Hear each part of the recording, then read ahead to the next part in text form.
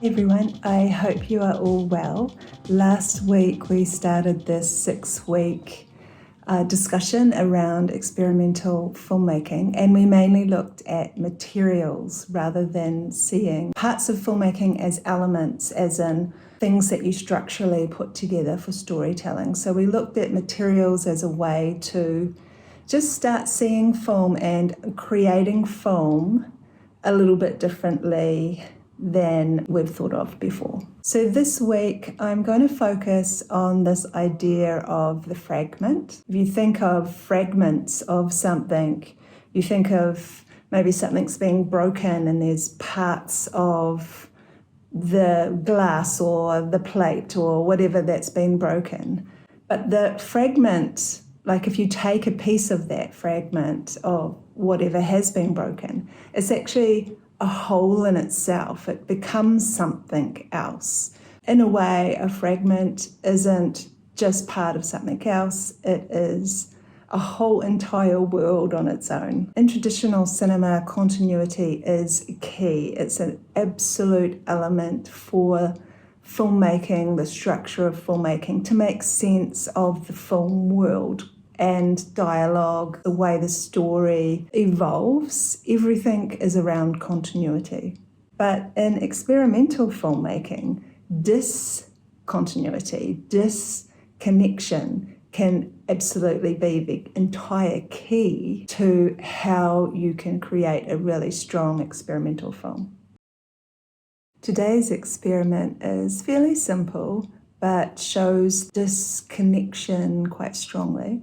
I'll capture some fragments of a space, and I will look at the space in 3 different ways: direct, reflected, and distorted. By breaking this perspective, by refusing to think of this space as one simple single truth, one simple single idea, the room suddenly becomes unfamiliar. It could become uncanny. The space works separately as its own material. Ordinary objects can become quite alien.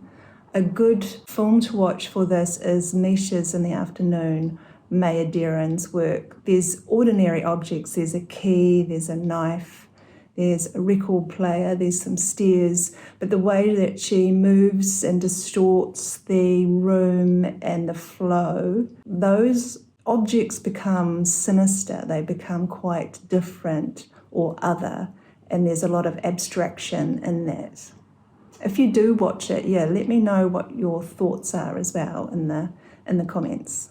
So a disjointed type of filmmaking can become very uncomfortable, it can become disturbing, and it is seen in parts of filmmaking for linear practice. For example, a thriller might use some disjointed ways of filming, sort of fragmenting the space just to create that unease. But of course you can use it in a very different way with experimental film, not to support narrative, but to actually create the substance itself. When you edit, try pulling your footage apart. Don't just cut for rhythm, cut for interruption, break patterns.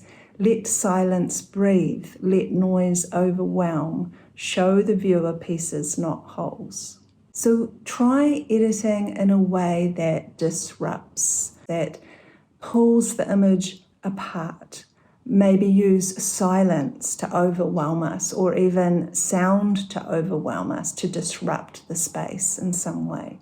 Show the viewer just pieces, and those pieces as fragments become worlds in their own way. Fragments are powerful, not only in experimental film, of course, like I said before, in narrative structure. You can tell stories, you can evoke emotion through just showing parts and not the whole. It's not confusing, it's more like adding in texture, leaving out things, adding in some things to create that building of perception of how you're feeling, of how you're seeing and encountering the world at that moment. If you think about it, fragments is actually how we live. It's how we view our memory. It's how we interact. We don't see our lives as this one big journey. We we cut and paste in a way. When I'm thinking of my childhood, I'm going to something, I'm seeing a fragment of my childhood. If I'm seeing a memory of something I did last week, I'm jumping to that time. I'm seeing parts. I'm not seeing the whole day. I'm just seeing a part that I want to remember. It's very much part of who we are and how we live and interact with the world.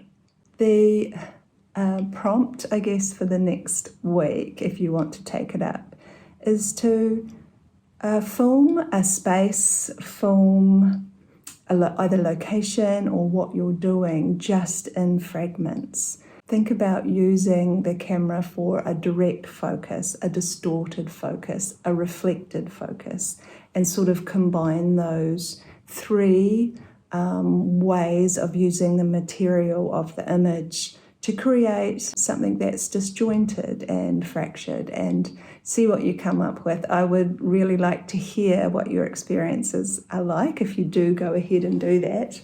Yeah, let me know how it went, and we'll carry on with the discussion next week. I hope you do have a good week, and I will see you next time. Bye.